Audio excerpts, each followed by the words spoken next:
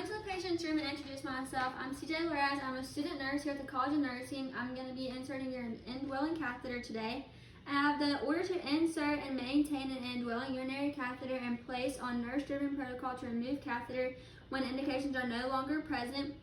So I'll evaluate the conditions of the patient and note the nurse-driven protocol is required immobilization for surgery, trauma, or other therapies such as unstable pelvic/spinal fractures, strict urinary output monitoring as indicated by a plan of care, hourly monitoring of urine output to guide volume resuscitation, hemodynamic instability requiring vasopressors, high-dose diuretic therapy to assist healing of sacral or perineal wounds in incontinent patients, acute ventilator-dependent respiratory failure, acute worsening of mental status, and palliative or end-of-life care.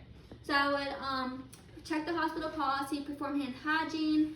I would identify the patient using two identifiers. So I have Jones Jaguar J, the medical record number, which is 4176352. 4176352. I notice the patient does have an allergy to penicillin and penicillin. I would provide the patient with privacy. I would gather my supplies, don my goggles. I would position the trash can, and I would perform hand hygiene. I would position the bed to come to working height. I would position the patient in dorsal recumbent with the legs slightly bent. I have my makeshift legs, and I would lower the side rail. Now I would put on clean gloves, and I would perform perineal care. For the female, I would wash the outer labia with warm soap and water using a different part of the washcloth each time. I would do the outer labia, the labia closest to me, and then the middle. And for the anal area, I would do front to back. And for the man, I would clean in a circular motion on the glands of the penis, down the shaft, and then for the anal area, front to back as well. I'm now going to, the washing ensures that the area is not dirty before inserting the catheter. Now open my kit. I would place the kit in between the patient's legs, and I'm going to use my bag as a trash can and place it near the patient's hip.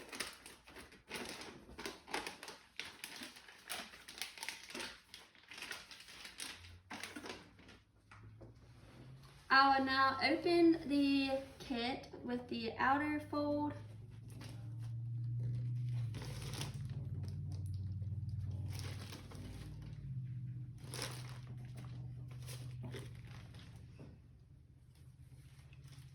And I'm now don my sterile gloves.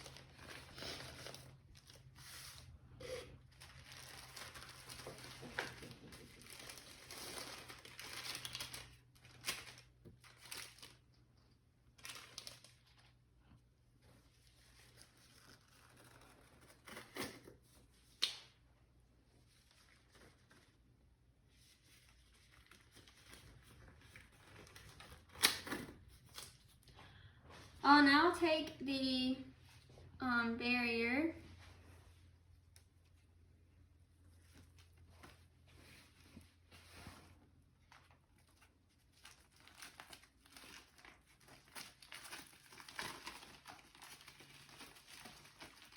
and position the barrier.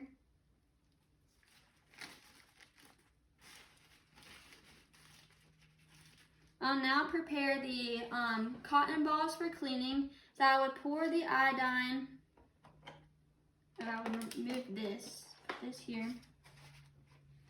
I would then prepare the cotton balls, pour the iodine over the cotton balls, drop it into the bag without touching the bag.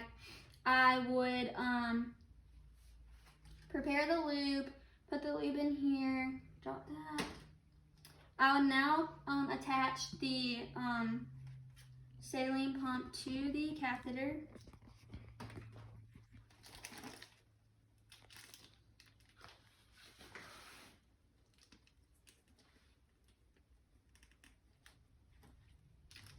And I would remove the sleeve of the catheter. And place the catheter in the loop. Now I place 1 to 2 inches for the female and 5 to 7 inches for the male.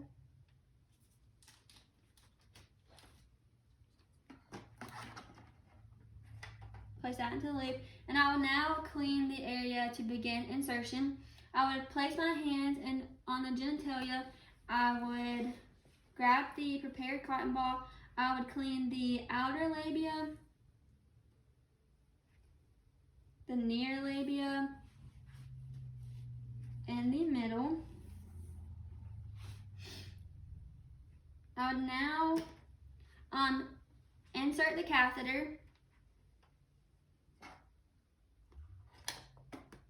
And I would insert the catheter until I noted urine return.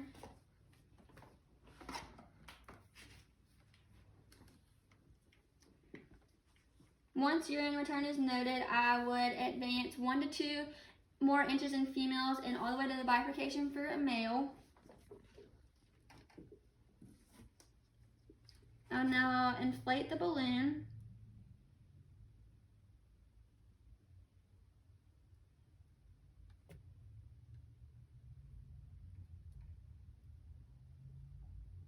Applying constant pressure. Once the balloon is inflated, I would remove the syringe. I would gently tug on the catheter and insert. Next, I would apply the stat lock.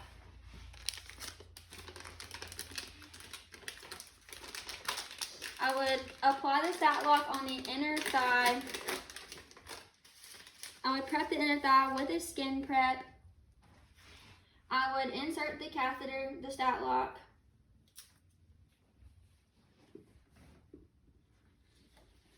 Until it clicked. I would pull each flap and insert it onto the patient's thigh. And this is just to make sure the catheter, to ensure the safety of the urethra. And then to remove it, you just click it and remove. And click it to insert. I would now hang the bag.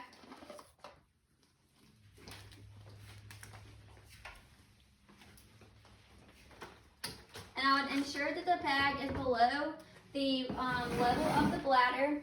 And to collect a urine specimen for the catheter that has not been inserted for more than 24 hours, you would take the specimen container. The lid would be on. You would open the container, leaving the lid up, facing up. You would have a graduated cylinder to collect any excess. You would unclip the bag and let it drain into the graduated cylinder. Fill up the specimen container. Once the specimen container is filled, you would re-clamp the bag. You would recap the lid. And you would prepare a label, and you would place the label onto the container, not the lid, to ensure that the it doesn't get mixed up. To insert with a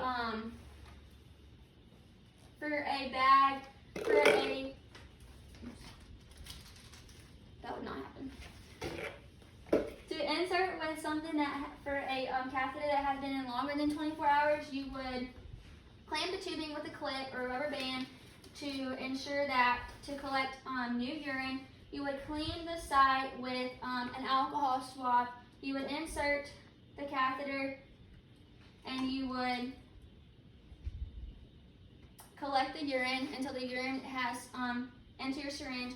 Once the urine has been collected into your syringe, you would open up your thing and you would insert the urine into the specimen collection container without inserting the syringe into the container. You would recap, prepare a label onto the container, and you would unclamp the tubing, and you would ensure that there are no kinks or anything, and that the urine can flow through the tubing. You would then clean up your supplies.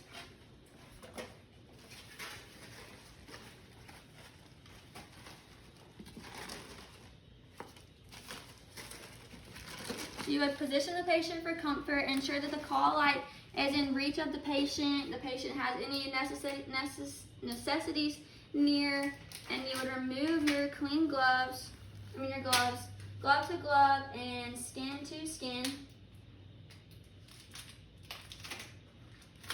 And then you would document the catheter size, the amount, color, consistency of the urine, the patient reaction, The specimen collection, you describe daily catheter care, and then after incontinence of stool, and you would make plans to remove the catheter. So now I will show how to remove the catheter. I would be wearing my gloves, I would perform hand hygiene, and I would put on clean gloves.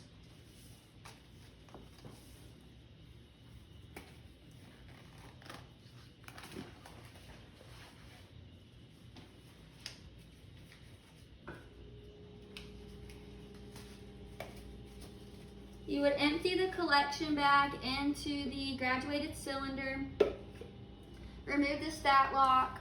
You would remove the stat lock with alcohol from the patient's skin. You would then draw up 0.5 milliliters of air. You would insert it and then deflate the balloon with gravity.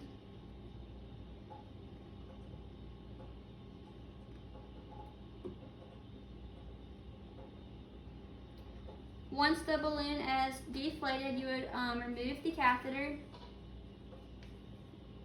and discard the catheter. You would perform peritoneal care on the patient. Then you would document the amount, color, consistency, the intactness of the catheter tip, if the urine had an odor, how much water was from the balloon, how the patient tolerated the procedure. You would also document patient teaching and the symptoms of a UTI, which are a sensation, an urge to have to urinate, a burning sensation, back pain or discomfort. You would assess the patient every 4 to 6 hours. You would palpate the bladder for any distension, and you would have a bladder scan and obtain to see how much bladder is left in the urine. The blood.